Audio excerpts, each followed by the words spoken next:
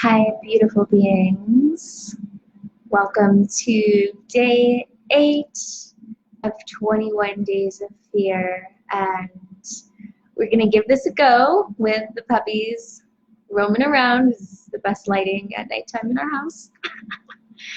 So today is all about the feelings of unworthiness and of all the fears. This is the one that I hear the most from people who reach out to me via message, people that I work with, people that I just have random conversations with, all across the board. The feelings and fears of unworthiness are the ones that are usually most prevalent in the field. And if you've ever thought, I'm not worthy of this, or I'm not good enough, or I'm inadequate, if you've ever struggled with those fears of unworthiness, like give me an emoji or send some hearts through, this is resonating with you. And when we're looking at this core fear of being unworthy, there are a few dynamics that are playing out underneath the surface of our awareness, right? And the feelings of unworthiness, there are so many ways that this blocks us. I see this stop amazing, brilliant, incredible beings from sharing their gifts with the world, from starting their business or writing their book or whatever it is that they're really excited about. This fear that I'm not worthy comes up to play into the self-sabotage, right? And this fear stems from our childhood, right? So we go all the way back to our infancy when we are programmed with any type of worthiness stories. Because in truth, with a capital T, we are all inherently worthy, right? We wouldn't be here if we weren't worthy of this life, because there are no mistakes in the greater cosmos, right? So the fears of unworthiness stem from experiences in childhood where a few different things happened. Parental conflict, not being recognized or appreciated, having your parents maybe working and you had a sitter and they weren't able to be there for you. It's all the ways that we felt not seen or appreciated in our childhood. Now, a lot of people think when they hear the words trauma, they go to extreme events. And what we're actually finding in the research of trauma, especially in childhood, that a trauma that can create later in life depression and anxiety is something as simple as there was a conflict between the parents that never involved the child, right? There are 1 million, roughly, children every year in the United States alone that experience physical abuse. And the numbers for emotional abuse are even more, triple it, right? And there is no difference between internally, long-term physical and emotional or mental abuse. It doesn't matter if it happened to your body or to your emotions, to your mind, it all correlates in the same way long-term in our health and in our ability to thrive.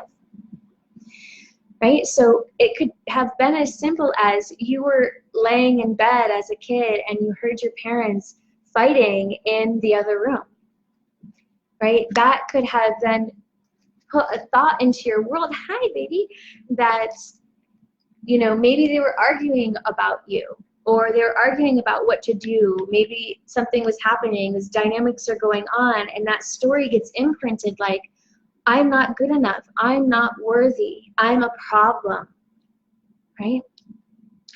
So as far as I've seen, and I have seen now hundreds of people with this wounding of worthiness being one of their deepest core programs that are holding them back from living the life that they deserve, that they're born to be living, is this story of unworthiness.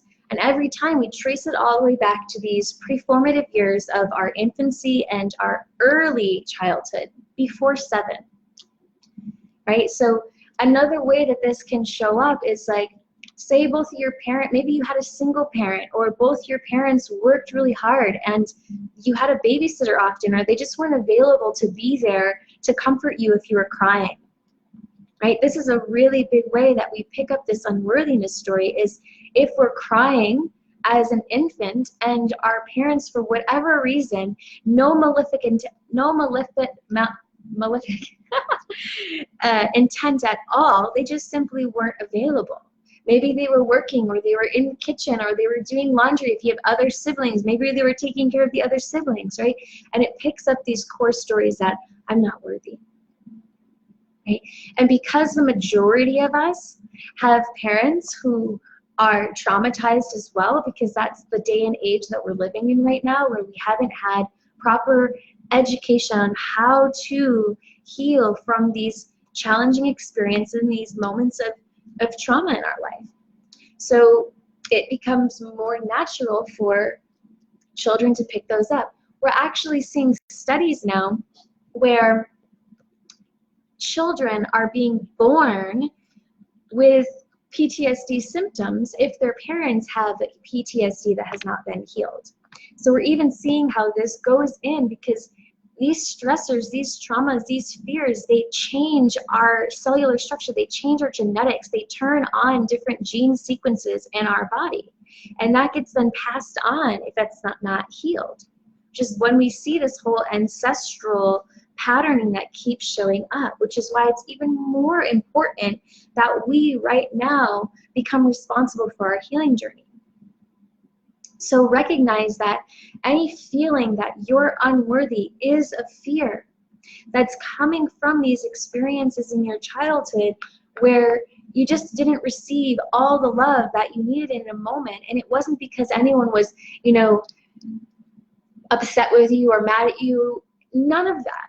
It's just how life is. We live in a very challenging world where people have to work a lot to just get by, and compromises get made, sacrifices get made in order to ensure that the whole family is able to be provided for, right? So when we're dealing with rewiring the patterning, when there is a story that says, I'm not worthy,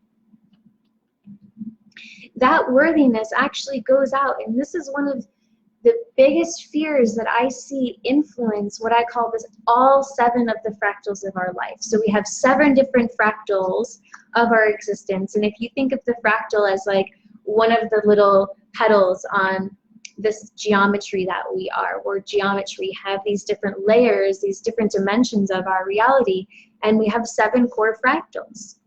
Right? And these 7 core fractals are things like you have your body, you have your mind, you have your emotions, you have your spirit, you have your career, you have your relationships, you have your finances, right? You have your health. So these are going to be those core fractals. And unworthiness is one of the fears that actually spreads into every single fractal of our existence, which means it reaches into every single part of our life and blocks us from being able to move forward, because that program inherently says, I'm not worthy, so I'm not going to be wealthy, I'm not going to have a good job, I'm not going to be in a relationship that is loving and nurturing and supportive, right? All the different ways that it shows up. I'm not worthy, so I'm not going to take care of my body and my health.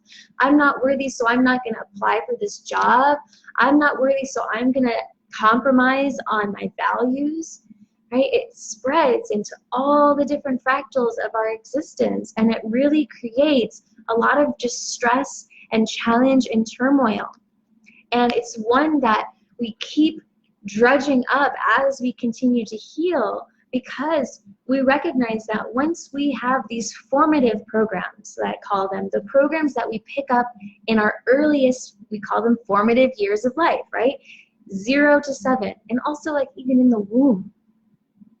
These programs are the ones that we create that program as a child, so that we then continue to pick up feedback from our existence, validation from our existence throughout our entire life, to validate that program that we're unworthy. So as we start to chip away at some of these formative fears that we pick up in our early years, it keeps coming back. Excuse me, Effie, come here, down. Anyways, it keeps coming back over and over and over again because we have continued to live through that fear, that belief for however long we've been alive since that moment. For every one of us, we're all in different age bodies, right? Whether that's 20 years, 60 years, 70 years, right? It's going to continue because when these programs are put into place, remember if you watched the video where I talked about the reticulating activating system in our brain, that once we put a program in and we have a belief, and these fears are beliefs, the RAS goes out and it only looks for validation from the environment for that belief. So it will filter out everything else.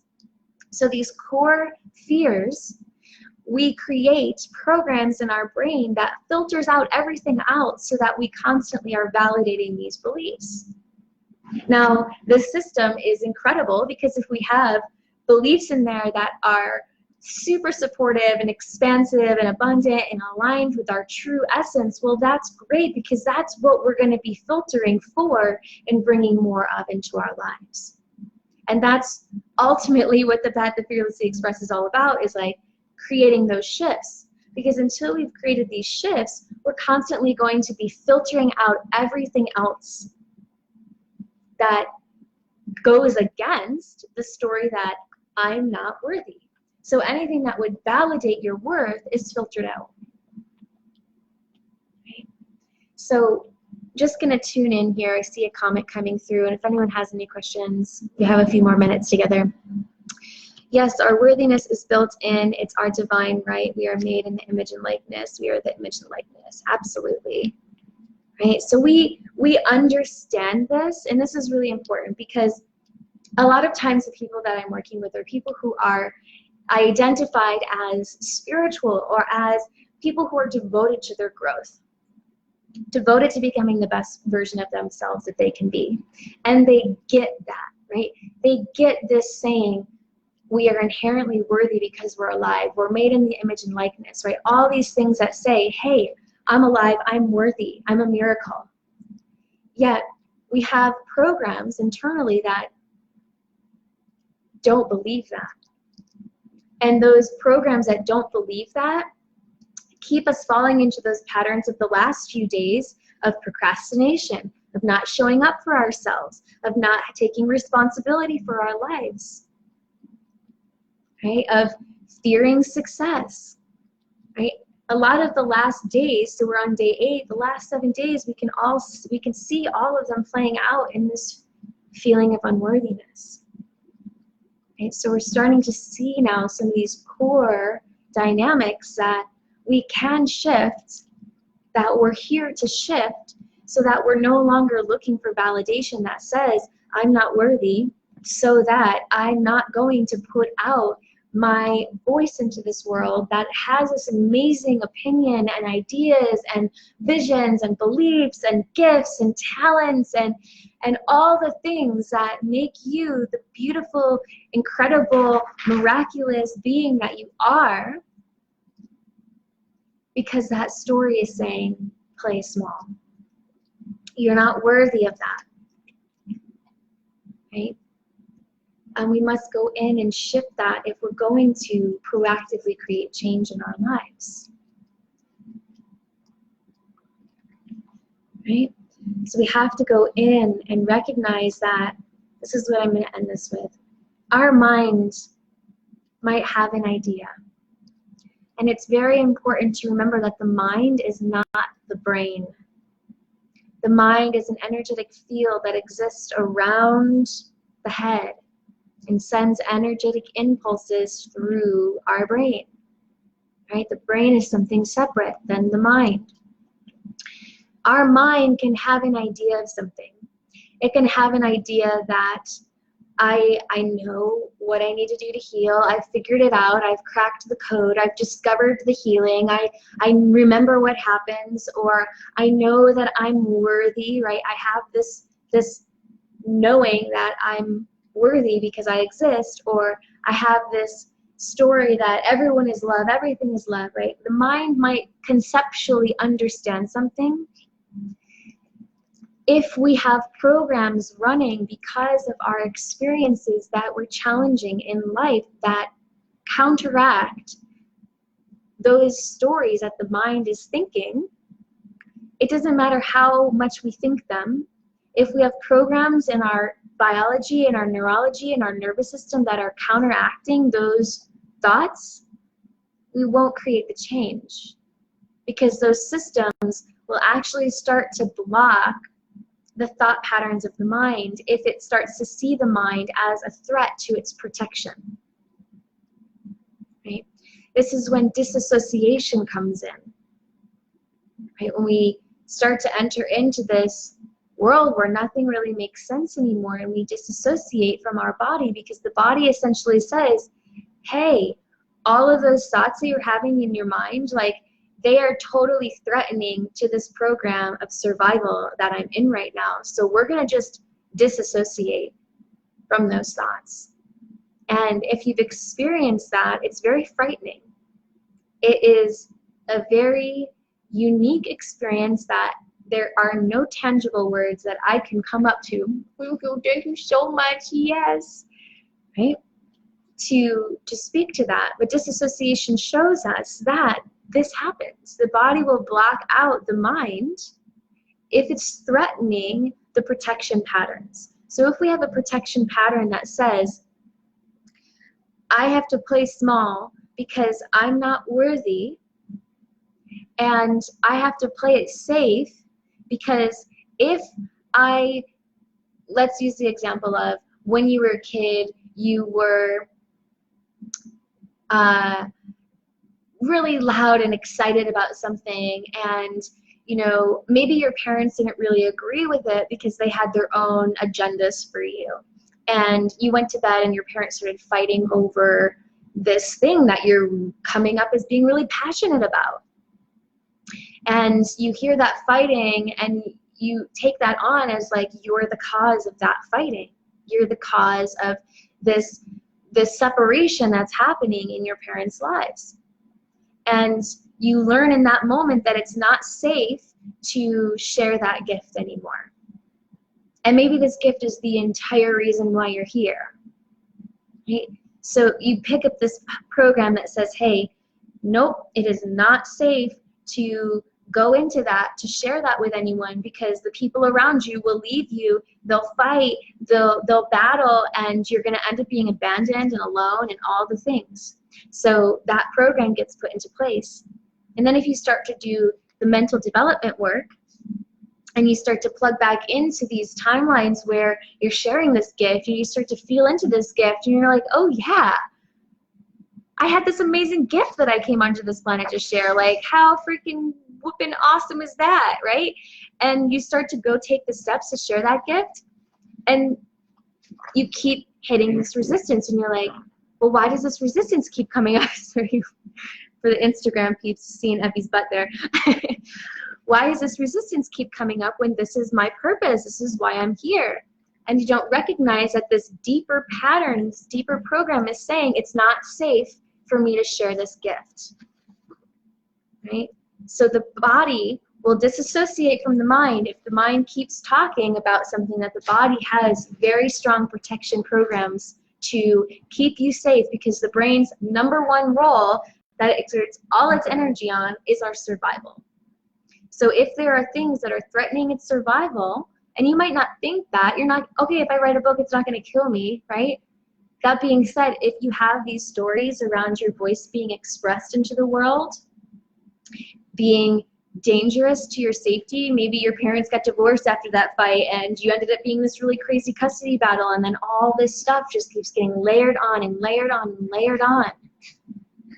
Right? So this is how these seemingly simple fears, right? Oh, okay, yeah, I get it. I'm worthy. Well, why does it keep showing up in my environment that I can't act like I'm not worthy? Like, what's going on here? It's because we haven't gone in and addressed what's happening in the body and the programs that were put into place when we picked up those core fears.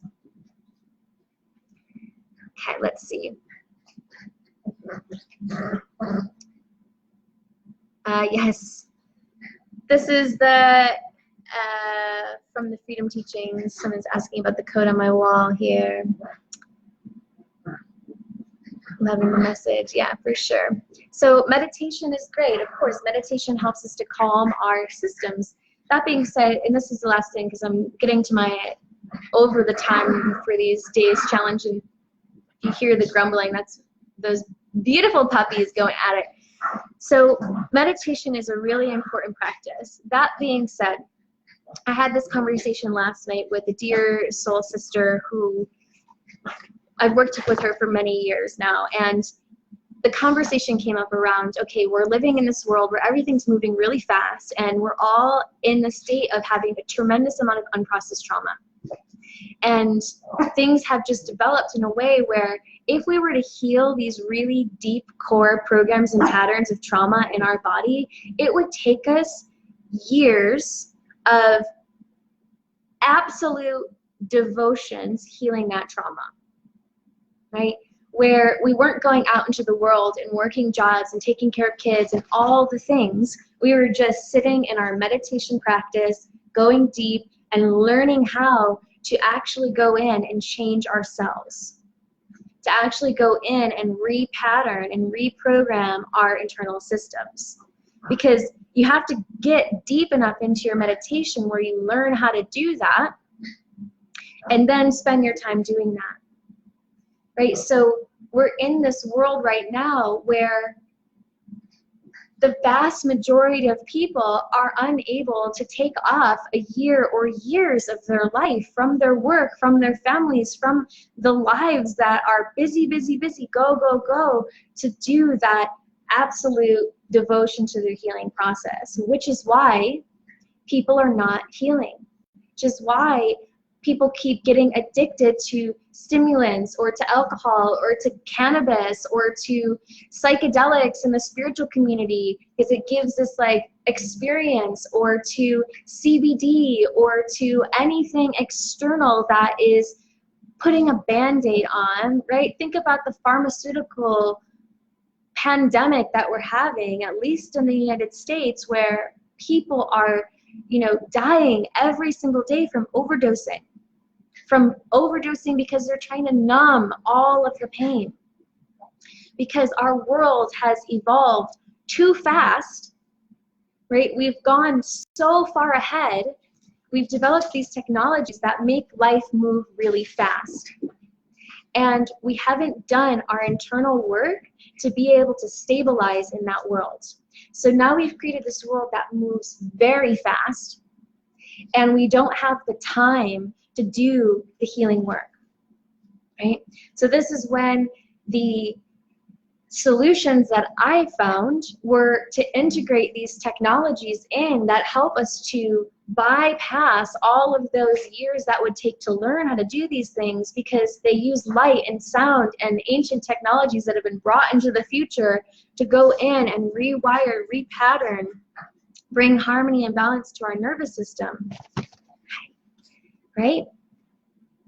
And yeah, that's just what I really want to express. Like, this is why I am personally and professionally integrating these technologies with all of these ancient practices and with these trauma healing practices, because the majority of people don't have the time and can't take the time off and can't take a break from being a mother or being a father or being a caretaker or being whatever it is that you're being for others in your life to do this deeper healing work.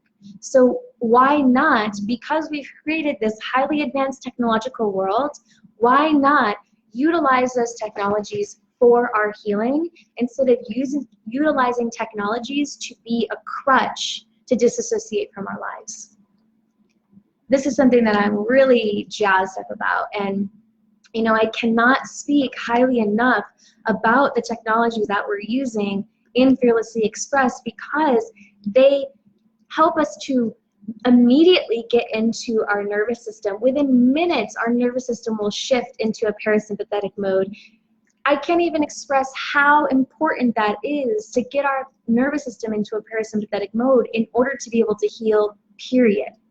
If we're not in parasympathetic mode, my mouth is trying to keep up with how fast the information wants to come through right now. If we're not in parasympathetic mode, we cannot heal, right? This is when we see this world of high stress.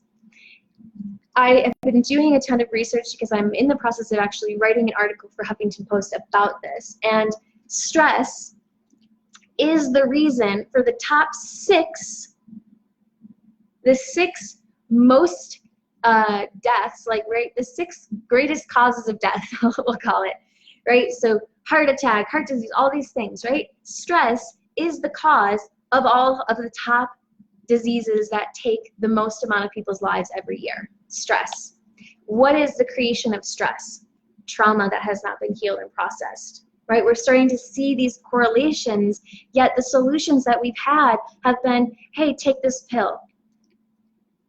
Or, hey, drink this glass of wine, have a bottle of wine a night, numb it out, right? It's all over. It's becoming so normalized on television and on the talk shows and all the things. It's becoming so normalized to just numb out our pain instead of actually going in and healing it, because we haven't known that there are ways to do it that aren't going to completely halt our lives. Because that's not possible right now. This is the 21st century. Life is moving very fast, and humanity right now needs to learn how to heal in order to keep up with it. Otherwise, we are going to experience timelines where, yeah, technology surpasses us. So that's my rant on why we're integrating and utilizing this, and why, you know, a lot of people are not going in and doing this deeper healing work, right? And how we can create solutions to that so that we can actually heal, because a world where we're no longer integrating and navigating and processing and connecting and building and creating through our traumas, through our fears, like, that is a world that I would love to see in this life. And I know I'm going to see it because I am devoted to it, right? So thank you for joining. I've gone over the time. We're at almost 30 minutes now. For day 8 of 21 Days of Fear. If you have missed the last 7 days, you can go to my Instagram page at Ahomna, and they're all on my IGTV. Or if you're a fellow of Facebook and you want to go in and watch these, they're in the video section on my Facebook page. Again, I'm Ahomna, and I'm so excited that you have tuned in and have just opened yourself up to a world of healing. And if you have any questions with me about Fearlessly Express, please send me a message or go check out rememberwhyyourhere.com and go to the Fearlessly Express tab. Hope that you all have a beautiful night or a beautiful day wherever you're at in the world. Say goodbye, Nomi. Bye, everyone.